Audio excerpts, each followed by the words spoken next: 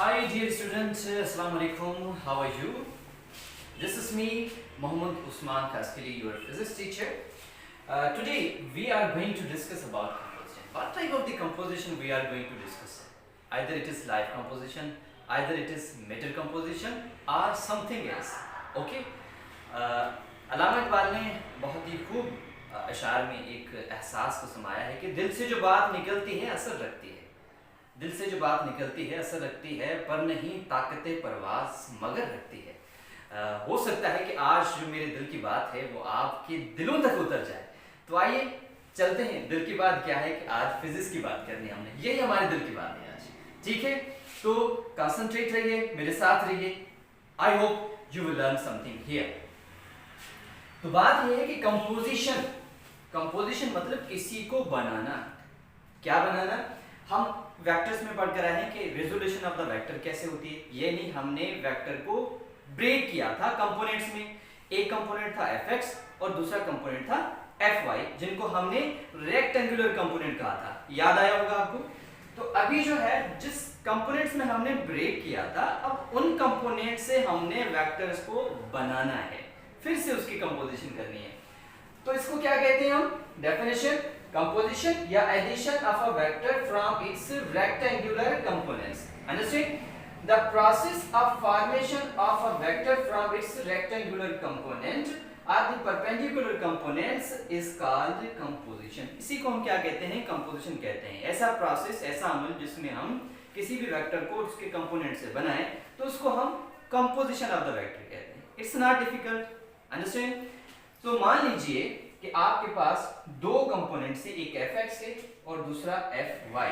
ठीक है, fx जो है वो अलॉन्ग x एक्सिस है और fy जो है अलॉन्ग y एक्सिस है।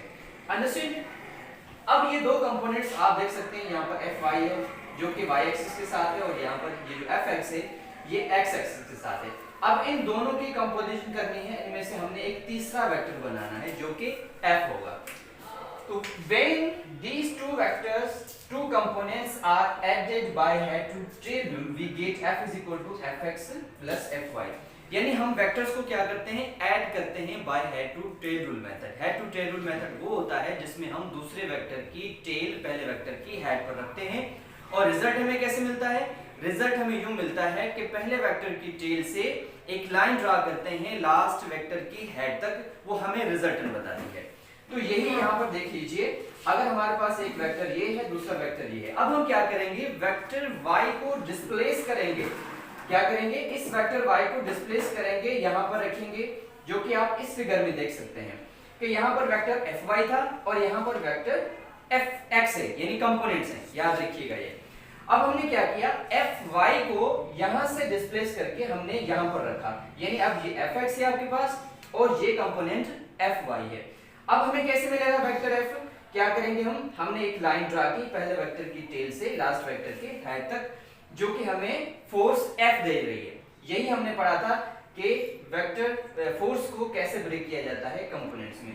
लास्ट वेक्टर सॉरी, जो लास्ट हमने वीडियो बनाई थी उसकी बात कर रहे हैं। तो अब हमें क्या चाहिए? इस फोर्स का मैग्नीट्यूड चाहिए। अब मैग्नीट्यूड कैसे फाइंड करेंगे?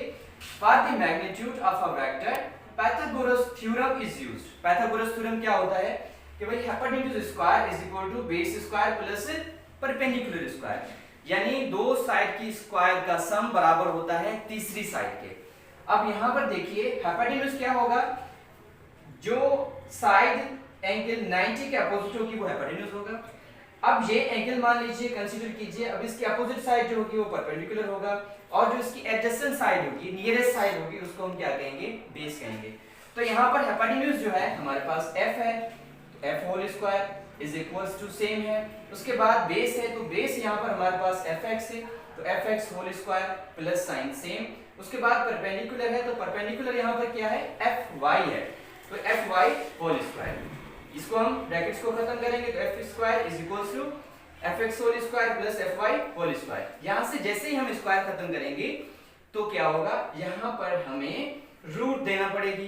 अंडरस्टैंड? तो f is equals to radical fx square plus fy square. ये हमें मैग्नीट्यूड मिल चुका है वेक्टर का। अब हमने क्या करनी है? डायरेक्शन फाइंड करनी है। लाजमी वेक्टर है, मैग्नीट्यूड के साथ उसकी डायरेक्शन भी होनी चाहिए। तो क्या करेंगे, it's very simple, not a difficult situation here. तो हमने क्या करना है, राइट एंगल ट्रायंगल से हमें पता है कि जो टेंजेंट थीटा है वो बराबर होता है परपेंडिकुलर अपॉन बेस। क्यों इतना शोर मचा रहे हैं, हम सीख लीजिए धीरे धीरे। Tangent theta is equals to perpendicular upon base. तो परपेंडिकुलर क्या है, fy, और बेस क्या है, fx। जब हमने fy को fx से डिवाइड किया तो हमें जो रेशियो मिला ट्रिग्नोमेट्री, उसको हम टेंजेंट कहते हैं। यहाँ पर थीटा है, जैसे ही हम चेन को इस साइड पर ले जाएंगे तो ये टेन इनवर्स बन जाएगा, और यहाँ पर fy ओवर fx, ठीक है। यहाँ से हमें ये डायरेक्शन मिल सकती है वेक्टर की।